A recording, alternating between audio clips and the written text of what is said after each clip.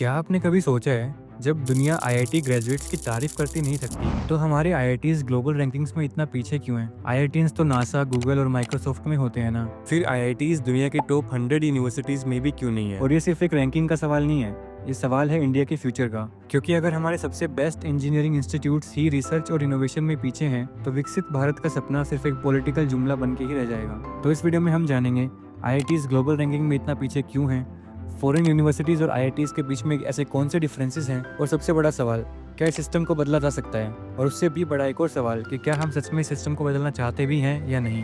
तो मैं हूं कार्तिक, ए 4th year student at IIT Roorkee. तो चलो फिर आज की वीडियो शुरू करते हैं। क्यूएस वर्ल्ड रैंकिंग 2025 में आईआईटी बॉम्बे 118th रैंक पे आता है, आईआईटी दिल्ली 150th पे, और बाकी सब आईआईटीज तो 200 के भी नीचे कहीं छुपे हुए हैं। पर क्यों?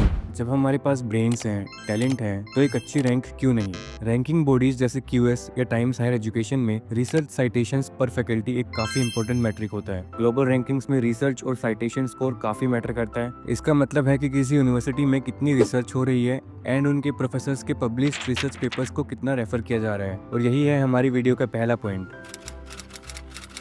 MIT के प्रोफेसर्स के research paper average 80,000 plus citations ले चुके हैं। उनका रिसर्च नासा, गूगल और इवन गवर्नमेंट पॉलिसीज में यूज होता है। आईआईटीज में भी रिसर्च होती है, लेकिन यहाँ पर क्वांटिटी पे ज़्यादा फोकस होता है, क्वालिटी पे कम। एंड ज़्यादातर पेपर लो इम्पैक्ट जर्नल्स में पब्लिश होते हैं। कई फैकल्टी सिर्फ प्रमोशन या अप्रेजल के लिए पेपर्स लिखते हैं, इम्पैक्टफुल या डिसरप्टिव इनोवेशन के लिए नहीं। आज का आईआईटी एक रिसर्च इंस्टीट्यूशन कम और एक प्लेसमेंट फैक्ट्री ज़्यादा बन गए हैं। जब आईआईटीज बने थे, विजन ये था कि ये इंस्टीट्यूट्स इंडिया को साइंस एंड टेक और इनोवेशन में ग्लोबल लीडर बनाएंगे। पर आज उनका कोर फोकस सिर्फ एक ही चीज़ बन चुका है, बस नौकरी लगवा दो। स्टूडेंट्स फर्स्ट ईयर से कोडिंग और इंटर्नशिप की रेस में घुस जाते हैं। फैकल्टी भी टीचिंग और प्लेसमेंट मेंटरिंग में ज़्यादा बिजी हो जाते हैं।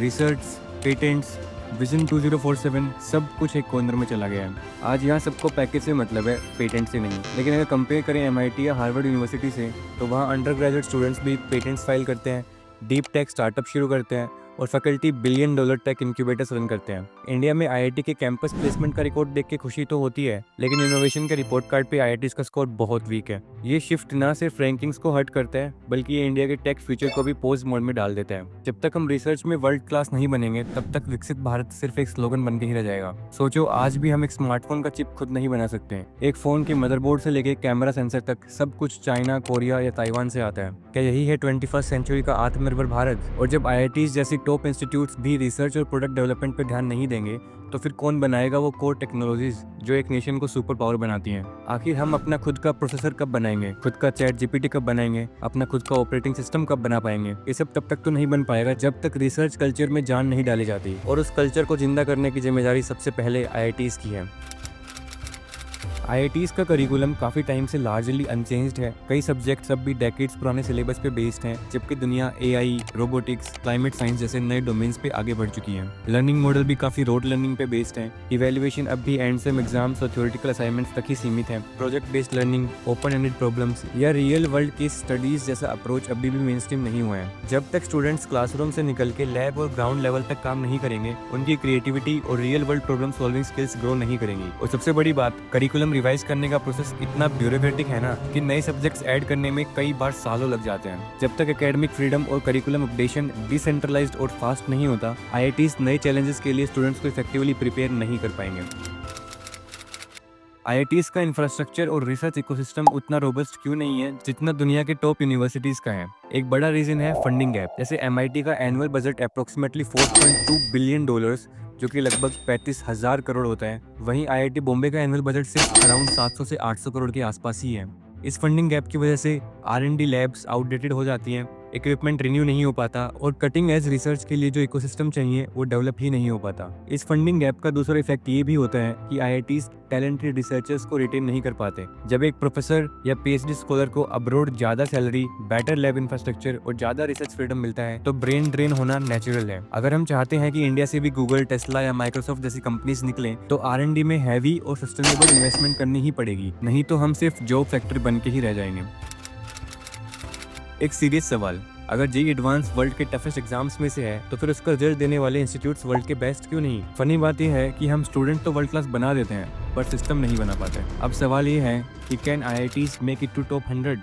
हाँ बिल्कुल, लेकिन हमें कुछ चीज़ें चेंज करनी पड़ेंगी। करिकुलम को फ्लेक्सिबल और फ्यूचर ओरिएंटेड बनाना होगा, रिसर्च को जॉब के बराबर वैल्यू देनी होगी, R&D में फंडिंग इंक्रीज करनी होगी, ग्लोबल कोलैबोरेशंस को बूस्ट करना होगा, सिस्टम से ब्यूरोक्रेसी कम करनी होगी एंड सबसे इंपॉर्टेंट चीज़ पब्लिक माइंडसेट को चेंज करना होगा। जब तक सोसाइटी सिर्फ नौकरी को सक्सेस का मेजर समझेगी तब तक रिसर्च और इनोवेशन को उतना इंपॉर्टेंस नहीं मिलेगा। और ये सब तभी हो पाएगा जब IITs को याद आए कि उनका ओरिजिनल विजन क्या था, इंडिया को टेक में दुनिया का लीडर बनाना। और अगर ये विजन रिवाइव हो गया ना तो IITs को MIT और स्टैनफोर्ड के लेवल पे आने से कोई नहीं रोक पाएगा। अब बात यही है कि क्या सच में हम ये चेंजेस करना चाहते भी हैं या नहीं, क्योंकि जब तक कोई बोलेगा नहीं तब तक कुछ चेंज होगा भी नहीं। यहाँ तक वीडियो देखने के लिए आपका बहुत बहुत शुक्रिया। कमेंट करके बताइएगा कि आप IITs में क्या क्या चेंजेस देखना चाहते हैं। एंड अगर आपको ये वीडियो इंपैक्टफुल लगी हो तो प्लीज़ एक लाइक करना एंड अपने दोस्तों के साथ वीडियो शेयर करना। एंड ऐसी ही और इंपैक्टफुल वीडियोस देखने के लिए do subscribe. Thanks for watching.